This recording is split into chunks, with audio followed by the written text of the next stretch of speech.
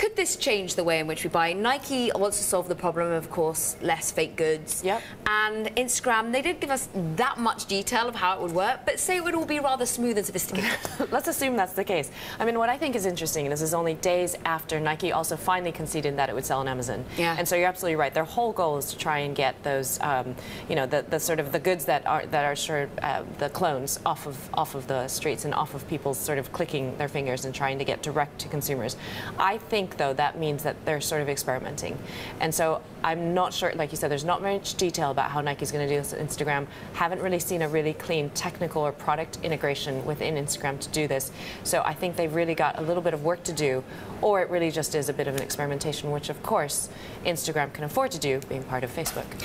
And we know a man who analyses Facebook, and James Chuckmark, where is the path for Instagram? Because we know that they've wanted to get into the e-commerce play. We know that they've wanted to start to see Instagram flourish from that perspective. And could Nike be the way to do it?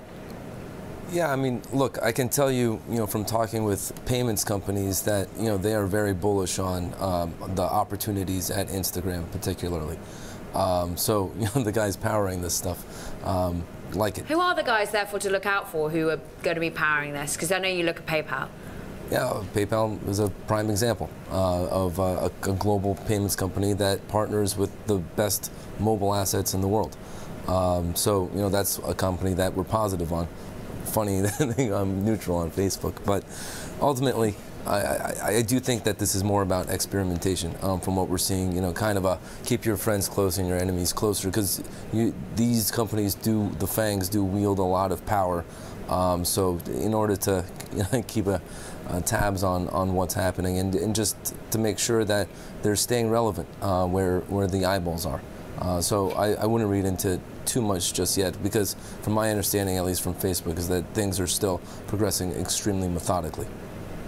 Methodically, and therefore, Eileen, you're a woman who looks methodically at fintech, and Adyen springs to mind. Yep. As someone who's going to be powering these sorts of companies, Stripe over in America as well.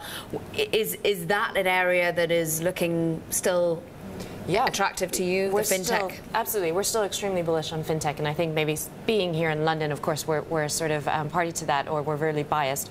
But we even have here in London, for instance, a company we've invested in is Go Cardless, so that also does business-to-business payments, not too dissimilar to Stripe. And we think all of these companies have a lot of growth. As James was sort of describing, they're the companies that power all these transactions. I think the threat for them comes not from banks and not from existing institutions, but probably from your Alibabas and the fact that Facebook has payments, Amazon has its own payments, Apple has iTunes and Apple Pay, and so you're seeing it come from the tech sector. But that's why I also see an opportunity for new tech companies to emerge in the payment space, to be independent of those. And potentially be bought by those? I mean, would we see the likes of Facebook and Amazon and be eyeing up the likes of Go Cardless and Stripe? Potentially. I think it's probably less likely they would buy those payment platforms. More likely they would maybe buy regulated activities or try and get, say, bank licenses or other types of regulatory tickets from some of these companies that have achieved that, because that's also been difficult for even the big companies to do. But I do think buying up tech teams and buying up these payment platforms makes a lot of sense for companies that might not already have that. So maybe an ISP or a platform or a delivery service that doesn't already have its own and wants to reduce, its spend and its cost side. That's probably more likely.